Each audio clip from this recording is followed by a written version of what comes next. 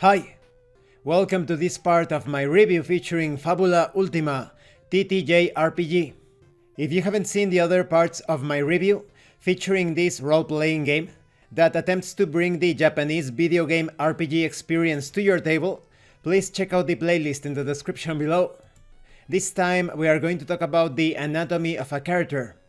This is going to be an overview of the things that you track on your character sheet. First, let's talk about traits. Each character has a total of 3 different traits.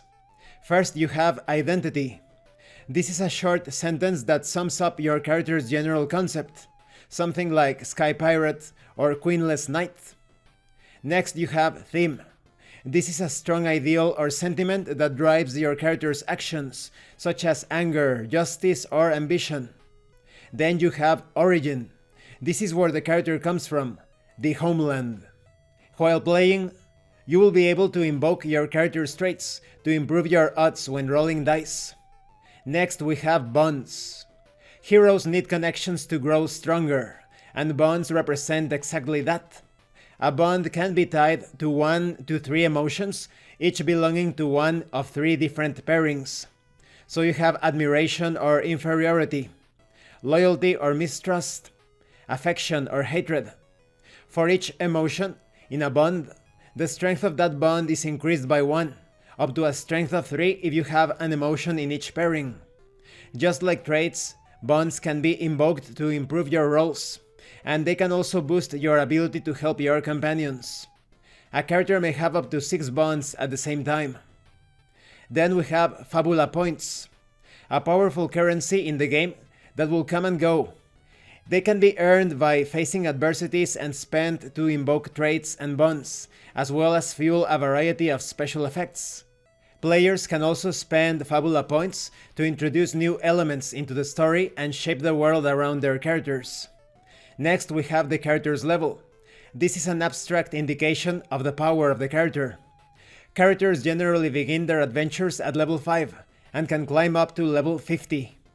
On average, you should gain enough experience points to reach a new level at the end of every other session. When it comes to classes and skills, whenever your character gains a level, that level will be put in one of the 15 classes available in this book, either to develop an already obtained class or start a new one. Each class grants a variety of skills and abilities, and you choose which ones you want to invest in. Even if you and another hero share the same class choices, your characters will end up being very different in how they are built and played. Some class skills can be taken multiple times, becoming stronger and more flexible whenever you do so. When the same skill is taken multiple times, its skill level, abbreviated as SL, will also increase. When it comes to attributes, they are an abstract representation of the training and aptitudes of a character in 4 different fields. You have dexterity, which measures precision, coordination, finesse, and reflexes. There is insight, representing observation, understanding, and reasoning. You have might, which is a measure of strength and fortitude.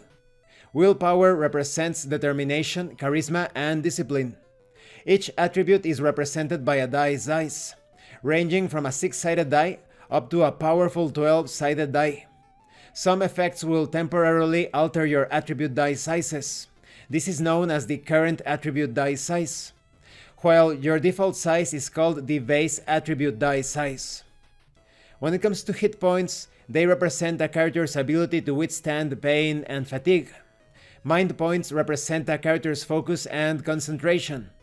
Inventory points are an abstract resource that characters can spend to create consumable items on the spot, such as potions or antidotes. When it comes to defense, it represents a character's ability to avoid being hit. It may represent dodging blows, typical for a character with high dexterity, as well as absorbing and deflecting them, that is the attacks, through a clever use of shields or armor. We also have magic defense, which represents a character's ability to anticipate and resist offensive spells and similar magical attacks. It is mostly based on insight. When it comes to initiative, this number indicates the character's ability to act quickly in a conflict scene, so it's pretty standard. Now, concerning equipment and backpack, a character can equip a variety of items, weapons, shields, armor, and even powerful magical accessories. Everything that cannot be equipped, such as a second suit of armor or a different shield, will be stored in your backpack. Consumables and single-use items such as potions and elixirs, on the other hand, are represented by your inventory points. And then we have zenith, which is the common currency used in the worlds of Fabula Ultima. And this concludes this part of the review. In the next part we are going to talk about checks. So you can pretty much tell by the composition of your character sheet that the greatest strength and weakness of this game is its generic nature. So if you want to create a character for a game like one of the games in the Shin Megami Tensei series, it's going to be somewhat, perhaps not difficult, but a bit more involved when it comes to creating or carrying out some tweaks thematically and mechanically. But if you play a somewhat generic role-playing game, like Lunar Silver Star Story, then a generic character that is the creation of such a persona is going to be a bit more easy on modifications and tweaks when it comes to the rules of the game, and of course the setting as well. So the more specific a role-playing game that you want to represent is, the more work you will have to put into modifying the core system if it is needed. So I would say that it is a better idea to play somewhat generic role-playing games, that is, video game JRPGs, with this system. If you want to save yourself some time, that is. If you have fun modifying or adapting the rules to a particular JRPG experience, then go ahead and choose the more specific and niche titles that you can think of. Thank you for watching this part of the review, and thank you for your likes and your comments. If you have any questions or comments, please let me know. And thank you so much to those of you that are going the extra mile to support the channel. If anyone else wishes to further support the channel, the information on how to do that will be in the description below. Once again, thank you, and see you later.